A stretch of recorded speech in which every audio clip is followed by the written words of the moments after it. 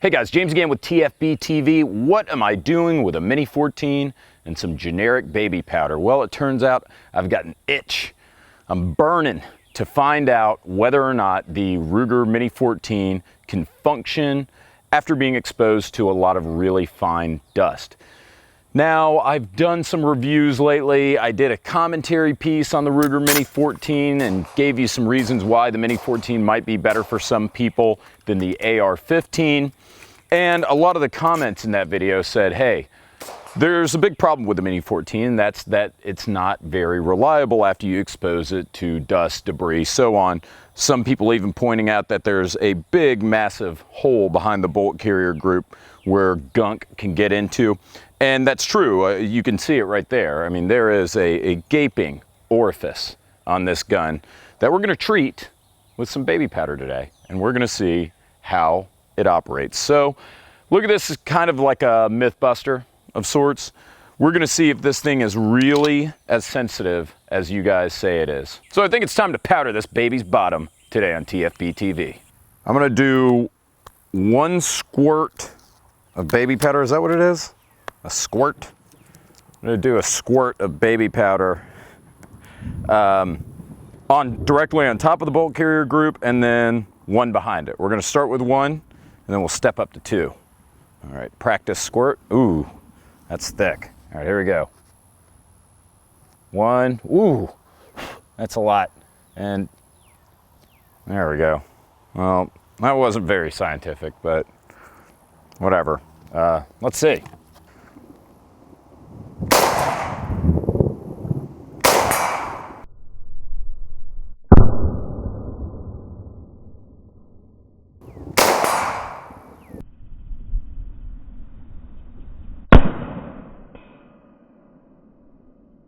All right, well, so far so good. Pretty impressive. You guys saw from the video, that was a lot of baby powder.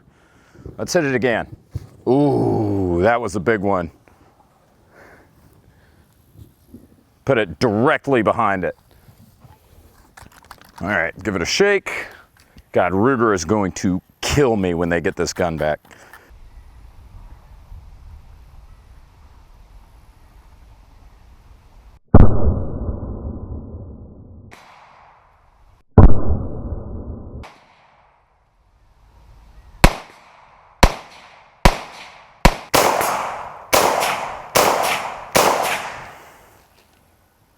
Still running, guys. And by the way, I haven't cleaned or lubed this thing since I've gotten it. I mean, I've probably put a half case through it of 223, and I haven't cleaned or lubed it. After I got it, I didn't clean it or lube it. So this thing's just from the factory as is. All right, one more time. I'm gonna give it 1 big blast, and that's it. That's a lot. All right, this thing is coated.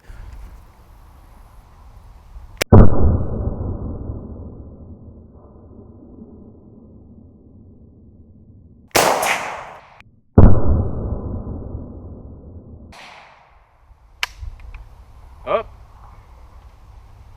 Did we finally get locked up? Looks like it. I have to butt stroke it too. Yeah, that was a failure to extract, strangely enough. I would think it would be a failure to feed. I bet after I butt stroked it, it's probably gonna run through the rest of these rounds just fine. Nope, nope. Alarming, I can't even put the safety on. Yep, another failure to extract.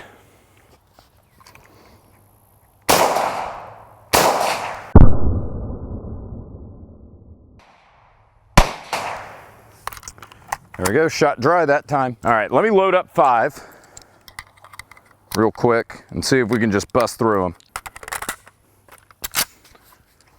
them. Nope. Failure to extract.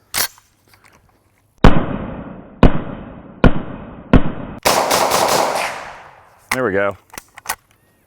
That looked good. All right, gang, so in conclusion, is this myth busted?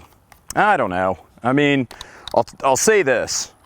It is true that there is this gaping hole behind the bolt in this gun where crud can get into, but I'm not sure how serious of an issue that is. And for that matter, remember guys, as I said, I haven't cleaned this gun since I got it. I've shot at least 500 rounds through it. It's performed pretty impressively every time I've shot it. By the way, I used all Ventura Munitions 5.56 223 ammo for this test, and as usual, it worked perfectly. But that was a lot of gunk, and the Mini-14 ran through it for the most part. It had a few stoppages after I put a ton of powder on it, and it's still actually functioning pretty smoothly. It had a couple failures to extract. If anything, I thought I would run into failures to feed with all that crud in there.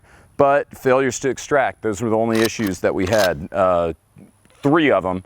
2 of them required butt stroking. 1 of them required just giving it a nice little tug. But for the most part, I mean, I'd say it performed pretty well. But you guys tell me, what do you think? Tell me in the comments, did this thing suck? Did it do what you expected? Did you expect it to do poorly? Did you expect it to do well? I mean, I thought it did all right. Again, I was pretty impressed. So in any case, thanks. I wouldn't do this if it wasn't for comments that you guys leave. So thank you for the comments. I'm glad you guys bitched about this in the last video and talked about how this thing couldn't take any crud. Otherwise, I wouldn't have had this idea. So please leave your comments. Thank you again for watching. Thank you to our supporters, Patreon, you guys. Thank you so much for keeping us afloat. Thank you to our sponsors, Ventura Munitions and ProxyBid. And guys, I will see you next week.